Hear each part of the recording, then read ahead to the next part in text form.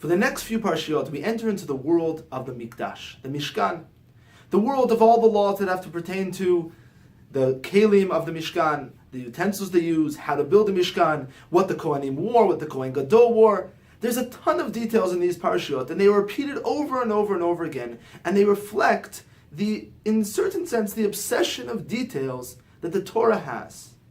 When we come to these details, it's quite interesting that they actually don't seem so religious in a certain sense.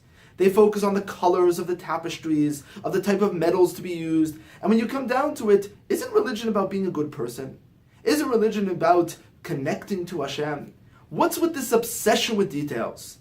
Does God really care what color I'm supposed to make my house, or the temple? Does he care what tapestries I use? It's quite strange. And we can even come to and ask the question of, why didn't God just tell us, build a beautiful building? Now I understand why it should be beautiful. I understand why we should show a respect to God by building a temple and a place of worship that is respectable, that is beautiful, that is even glamorous. But why does it matter to God what color it is? What does he care? We know how to build a beautiful building. What's the issue? Now, in a certain sense, this reminds me of the story that a good friend of mine once told me.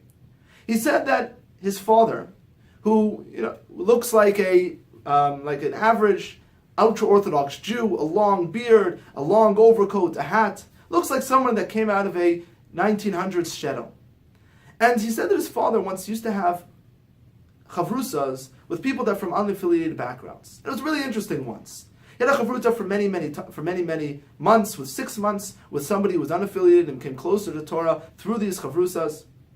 And one time, this man brought his friend. His friend walks in, slicked back hair, right out of Wall Street, and he comes and he sits down at this chavrusa. He looks at this man who looks like he just came out of a 19th century film. He's wearing a black jacket, a hat. He doesn't know what this totally different centuries that they live in. And my friend's father, being a nice person, turns to him and says, "Hello, how are you?" He says, "Hello." He says, "What do you do for a living?" Now this guy thought, how am I supposed to explain what I do in Wall Street to this guy?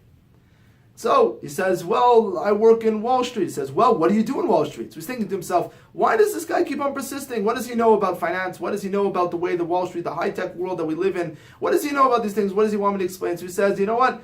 I'll explain in the easiest way I can." He says, "There's a lot of information coming into Wall Street. A lot of people want to do trades. And what we do in my department is we direct all of the different funds to the right places." He says, "Oh, what program do you use to analyze all that information?" Thinking to himself, why is he asking me what program he uses? What does he know about programs? What does he know about the finance world? So he answers kind of sheepishly. He says, "Well, we use X program." My friend's father turns to him and says, "Wow, that's incredible.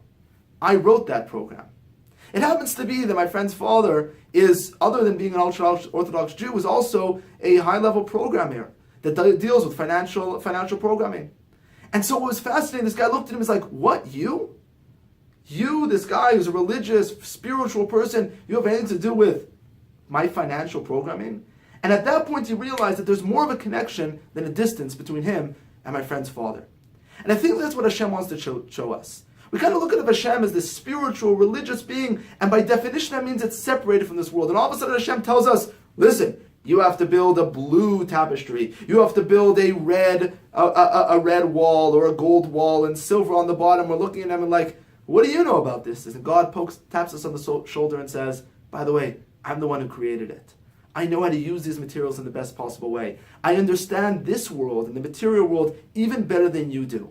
I am more connected to you than you ever thought. That's the message of the Mishkan. V'shachanti b'tochechem, I dwell amongst you. God is not removed from us, but rather within us. Shabbat Shalom.